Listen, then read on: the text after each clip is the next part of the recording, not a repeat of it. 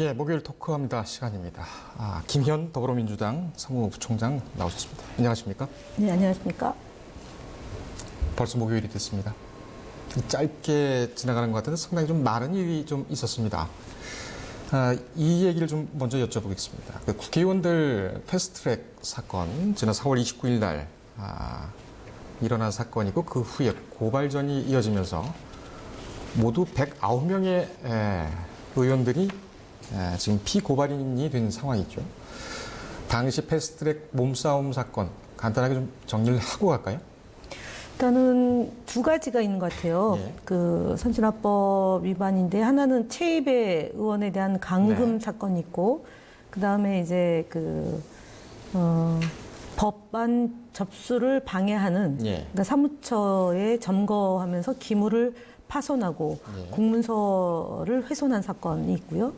그 다음에 이제 정개특위와 사법개혁특위를 개최하는 것을 예. 몸으로 저지한 이렇게 세 가지로 구분할 수 있을 것 같습니다. 국회법 위반, 공무집행방해, 재물손괴, 네. 그리고 특수감금, 네.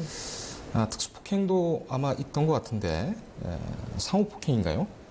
상호 폭행은 없죠. 왜냐하면은 없었습니까? 저희 더불어민주당 의원들이나 다른 야당 의원의 경우는 회의를 진행해야 된다라는 취지의 네. 발언을 한 거고요. 그 다음에 이제 그 몸싸움을 했다고 하면 특정을 해야 될 텐데, 네. 저희 더불어민주당 의원들은 이제 출석해서 소명을 하겠다는 입장이죠. 그래서 지금 뭐 워낙에 생중계가 다 된 상황이기 때문에 예. 자유한국당이 저희 더불어민주당 의원들로부터 또는 당직자들로부터 뭐 그 가해를 당했다고 한다면 네. 그것이 입증할 만한 증거가 있어야 될 것이라고 봅니다. 예. 제가 볼 때 지금 자유한국당의 나경원 원내대표가 이제 경찰 조사에 응할 수 없다. 네. 그리고 본인부터 나가겠다라고 얘기를 하는데요. 범죄 혐의가 있는 사람이 우선순위를 본인 스스로 죄를 지은 사람이 순서를 특정하겠다라고 얘기하는 것도 굉장히 오만한 발상이고, 경찰이 볼 때는 가장 좀 문제를 심각하게 본 게 최입의 의원의 감금 사건이라고 봅니다. 그것도 집단 세력에 의한 감금이거든요. 뭐 개인이 한 게 아니고요. 그렇기 때문에 그거는 굉장히 가중처벌이 될 소지가 있기 때문에 무겁게 본 사안이고, 거기에 해당되는 의원들을 먼저 불렀다라고 보여지는데, 만약에 나경원 의원이 의원들을 가지 못하게 하고 본인이 나가겠다고 한 것이라면 미뤄짐작컨대 그러면 최입의 의원실을 감금하라고 지시를 내린 건가 아닌지 이것에 대해서도 해명을 해야 될 것 같습니다. 그래서 만약에 본인하고 무관한데 네. 이 4명의 출석 요구를 응하지 말고 네. 공권력에 맞서라고 얘기하는 것은 또 다른 이 특권 의식의 발로 아니겠나 싶습니다. 알겠습니다. 네. 자유한국당을 더불어민주당에서 고발을 할 때에 나경원 원내대표도 그 고발 대상으로 포함됐었습니다. 예, 포함된 걸로 알고 있습니다. 지금 이제 언급해 주신 바로 최근에 바로 어젠가요? YTN과 하고 인터뷰에서 야당 의원에 대해서는 저부터 소환하십시오. 근데 그 전에는 불안과 공포의 정치라고 하면서 굴복하지 않겠다. 이것은 본인은 나가지 않겠다. 또는 당론으로 우리는 조사를 받지 않을 것을 우리는 정했다라고 얘기를 하는데, 뒤에 보면은 야당 의원에 대해서는 한국당이나 우리 당 의원이 아니라 야당 의원에 대해서는 저부터 소환하십시오라고 말을 했습니다.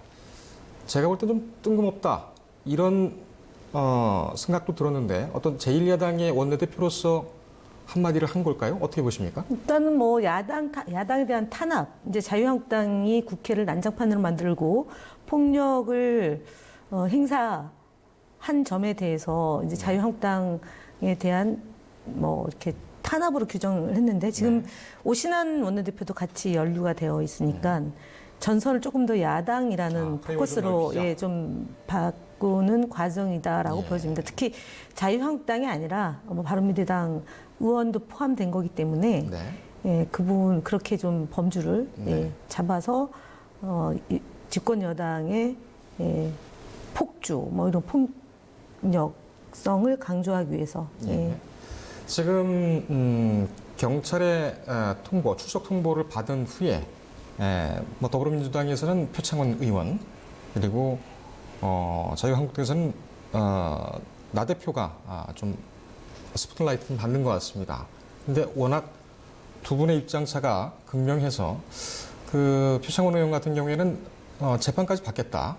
기소가 되면 이렇게 얘기를 했고 지금 뭐 한국당에서는 여상규 또 민경욱 이런 의원들도 사실 뭐 이 당론에 맡기겠다. 당론이 정해지면 거기에 따르겠다. 전례에 따르겠다. 앞에 나가서 조사받는 사람들의 얘기를 보고서 듣고서 판단하겠다. 이렇게 좀 유보적인 입장으로 가는 것 같습니다. 근데 지금 이제 1차 소환자 명단은 앞서 말씀드렸던 최이배 그 의원실을 찾아가서 최이배 의원을 감금한 죄이고요. 그 다음에 또 2차 소환이 온 것은 김정재, 박성중, 백승주, 이만희, 이종배, 김규환, 민경욱, 이은재, 송원석. 이분들은 그 의안과에서 의안과에서 국회법 위반으로 건가요? 근데 이분들도 국회법 위반 중에 의사진행 발언, 방해까지 포함된 거죠. 그다음에 재물 손괴까지 포함돼 있으니까 이분들이 만약에 기소가 돼서 재판을 받는다 그러면은 벌금 2천만 원에 해당되는 중범죄이고 형법까지 적용하면 만약에 선고까지 그렇게 된다라면 공무단위권이 제한되는 그런 범죄에 해당됩니다. 그래서 이 문제를 그러니까 저희는 회피할 생각이 없고 당당하게 조사를 받겠다라고 하고 있는 거고요. 자유한국당이 지도부가 이것을 막고 있는 것은 제가 볼 때는 글쎄요, 자유한국당 의원들이 각각의 헌법기관이고 당이 이 문제를 책임져 줄 수 있는 구조는 아닙니다. 특히 이제 저희 이제 예전에 야당 시절에 보면 국정원 여직원 감금 재판을 받았습니다. 저는 개인적으로요. 그때 12명의 의원들을 무더기 기소를 하고 무더기 고발을 하고 결국은 마지막 단계에서 기소가 4명이 됐습니다. 그러니까 강기정, 문명호, 이종걸, 김현 이렇게 됐는데요. 그리고 끝까지 재판이 진행돼서 재판이 대법원까지 갈 때가 2017년도에 끝났으니까요. 결국 이거는 이제 약식 기소, 검사에 의한 약식 기소인데 법원에서는 다툼의 소지가 있다. 무죄의 가능성도 있다. 왜냐하면 그건 셀프 감금이기 때문에 그랬던 겁니다. 근데 이번의 경우는 최이배 의원이 112에 신고를 해서 나 나가겠다라고 요청을 했고 나오려고 하는 걸 막은 겁니다. 그렇죠. 유력에 의한 유력에 의한 그러니까 한 사람에 의한 감금이 아니라 다수를 동원한 감금이 집단의 감금이기 때문에 이것 역시도 굉장히 죄가 무겁습니다. 그래서 지금 제가 볼 때는 시간을 끌어서 경찰 조사를 계속 찰필 미룰 때는 체포영장 청구까지도 염두에 둬야 될 것이라고 저는 보거든요. 그래서 그렇게 된다면 국민들이 올 때 지금 이 사건에 대해서는 생중계로 다 사건이 적나라하게 드러난 거기 때문에 이 문제를 가지고 나경원 원내대표가 어찌할 수 없는 사안입니다. 그래서 나경원 원내대표 너무 믿지 말란 말씀 드리고 싶습니다. 이런 의견도 있습니다. 109명의 의원들이 지금 고발이 된 상태고 이걸 다 조사해야 되는 그런 상황입니다.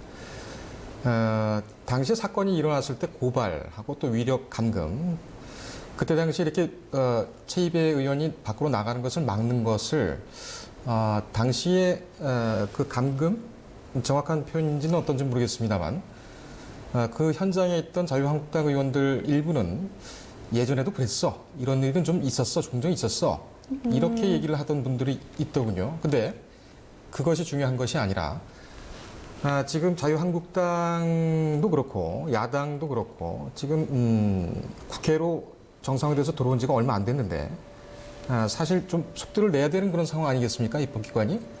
그렇게 되면 전승적인 차원에서 고소고발을 다 취하를 하고 협치하는 방안을 좀 선택하는 방안도 필요하지 않겠느냐 이런 얘기도 있습니다. 어떻게 생각하십니까? 그거는 이제 이인영 원내대표가 혹시라도 고발을 취하하는 것이 여야 협상 과정에서 있었느냐라는 질문이 있었지 않습니까?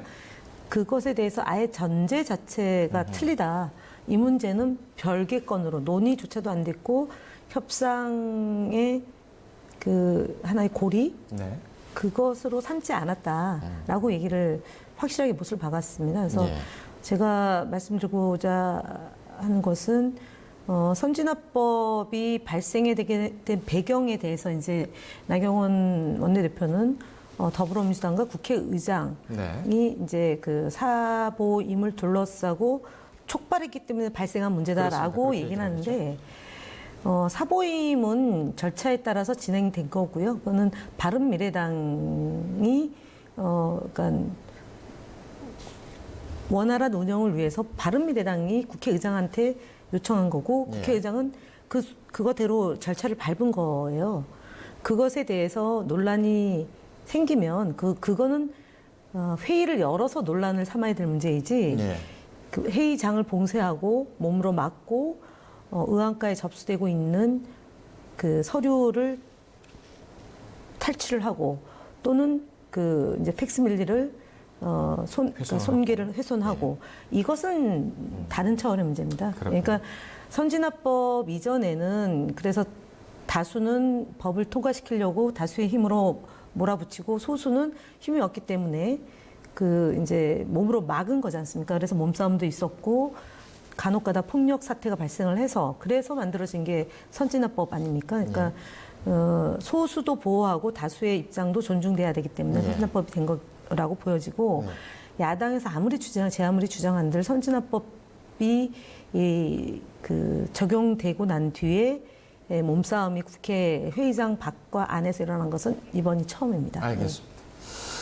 지금 윤석열 검찰총장 후보자 논란이 계속 이어지고 있는데 청와대는 임명을 할 예정인가 봅니다. 25일 날로 임명 얘기가 있는데 어떻게 보셨습니까, 이번 논란? 일단은 뭐 윤석열 검찰총장 내정자가 그동안 이제 저희가 인사청문회에서 등장하는 그런 7대 배제나 8대 배제 요인에 저촉되는 일이 없었다라는 점에서 일단은 자유한국당이나 일부 야당에서 좀 곤혹스러운 거 아니었겠나 싶습니다. 예. 뭐라도 하나 있어서 그걸 가지고 공격과 이제 방어를 했으면은 또 네. 그렇겠구나라고 하는데 이제 그런 게 전혀 없는 상태에서 2012년도에 그 언론과의 통화 내용이 본인이 동의를 했는지 안 했는지 모르겠지만 녹음된 것이 이제 그 공개가 되면서 청문회장에서 얘기한 내용과 당시의 주장에 차이가 있다라는 점이죠. 네. 그래서 제가 볼 때는 그것을 가지고 무슨 청문 보고서를 채택 안 한다 내지는 부적격 사유가 있다라는 것에 대해서는 좀 동의하기가 어렵고요. 예. 중요한 것은 검찰 개혁과 검경 수사권 조정 문제와 공수처 처리 문제. 예. 그 다음에 우리 사회에 쌓여 있는 여러 그 검찰의 이기주의, 조직 예. 이기주의 이런 것들을 해결할 수 있는 적임자냐 아니냐라고 봐야 될 것 같고요. 알겠습니다. 시간이 좀 많이 가서 여기까지만 하겠습니다. 다음 주에는 지금 여의도 정가 그리고 내각 이쪽에서 불고 있는 내년 총선을 위한 준비 분위기를 좀 여쭙도록 하겠습니다. 오늘 시간 내주셔서 감사합니다.